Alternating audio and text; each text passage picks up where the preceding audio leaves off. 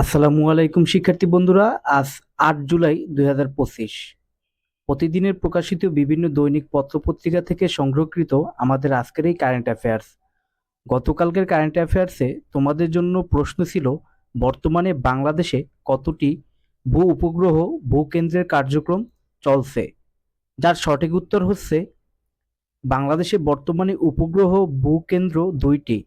Primary উপগ্রহ ভূকেন্দ্র তেলিয়াপাড়া গাজীপুর এবং secondary উপগ্রহ ভূকেন্দ্র কাউখালী রাঙামাটি। ২০২৪-২৫ অর্থবছরে বাংলাদেশের চাল আমদানি কত ছিল? উত্তর হচ্ছে ১৩ লাখ মেট্রিক টন। তৈদুছড়া ঝর্ণার অবস্থান কোথায়? উত্তর হচ্ছে খাগড়াছড়ির দিঘিনালায়। মালয়েশিয়া থাইল্যান্ড ব্রিক্সের অংশীদার রাষ্ট্র হয়েছে কবে? উত্তর হচ্ছে গত জানুয়ারিতে। ভিয়েতনামকে ব্রিক্সের অংশীদার রাষ্ট্র করা হয়েছে কবে? উত্তর হচ্ছে জুনে। ব্রিক্স ব্যাংক কি নামে পরিচিত? উত্তর হচ্ছে নিউ ডেভেলপমেন্ট ব্যাংক।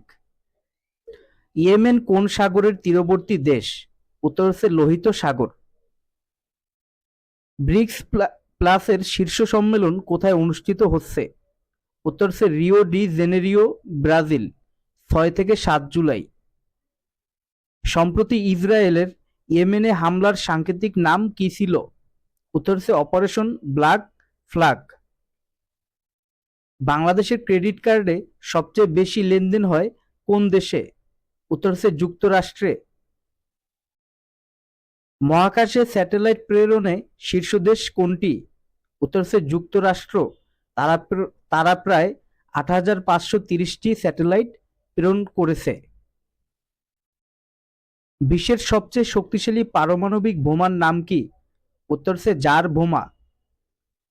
সম্প্রতি গবেষণা মতে কোন মহাজাগতিক ঘটনার মাধ্যমে মহাবিশ্ব ধ্বংস হবে? উত্তর হচ্ছে বিগ ক্রাঞ্চ। দিয়েগো জোতা কোন দেশের ফুটবলার ছিলেন? উত্তর হচ্ছে পর্তুগাল এবং ক্লাব ছিল লিভারপুল। দ্য টেলিগ্রাফ কোন দেশের সংবাদ সংস্থা? উত্তর হচ্ছে যুক্তরাজ্য। সর্বশেষ ২০২৪-২৫ অর্থ বছরে দেশে আসা রেমিটেন্সের পরিমাণ কত ছিল? উত্তর হচ্ছে ৩০.৩২ বিলিয়ন মার্কিন ডলার। উদীয়মান অর্থনীতির দেশের জোট ব্রিক্স এর ১৭তম শীর্ষ সম্মেলন কোথায় অনুষ্ঠিত হয়? উত্তর হচ্ছে Rio de Janeiro, Brazil. BRICS জোটভুক্ত দেশগুলো দ্বারা প্রতিষ্ঠিত নিউ ডেভেলপমেন্ট ব্যাংক এর প্রেসিডেন্ট কে? উত্তর হচ্ছে দিলমা রুসেফ। বাংলাদেশ জাতীয় নারী ফুটবল দলের বর্তমান অধিনায়ক কে? উত্তর হচ্ছে আফিদা খন্দকার প্রাপ্তি। সম্প্রতি নারী এশিয়ান কাপের বাছাই পর্বে বাংলাদেশের ম্যাচগুলো কোথায় অনুষ্ঠিত হয়েছে? উত্তর হচ্ছে মিয়ানমার। তিব্বতী বৌদ্ধদের আধ্যাত্মিক কোন দেশে নির্বাসনে আছেন? উত্তর হচ্ছে ধর্মশালা, ভারত। নাইসাল্যান্ড কোন দেশের পূর্ব নাম ছিল? উত্তর হচ্ছে মালাউ। অ্যাকুইট কোন দেশের পারমাণবিক বিদ্যুৎ কেন্দ্র? উত্তর হচ্ছে তুরস্ক।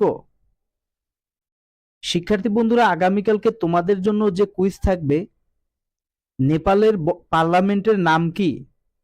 ভিডিওটি ভালো লাগলে অবশ্যই ডেইলি শিক্ষা ইউটিউব চ্যানেলকে ফলো করবে। ধন্যবাদ সবাইকে।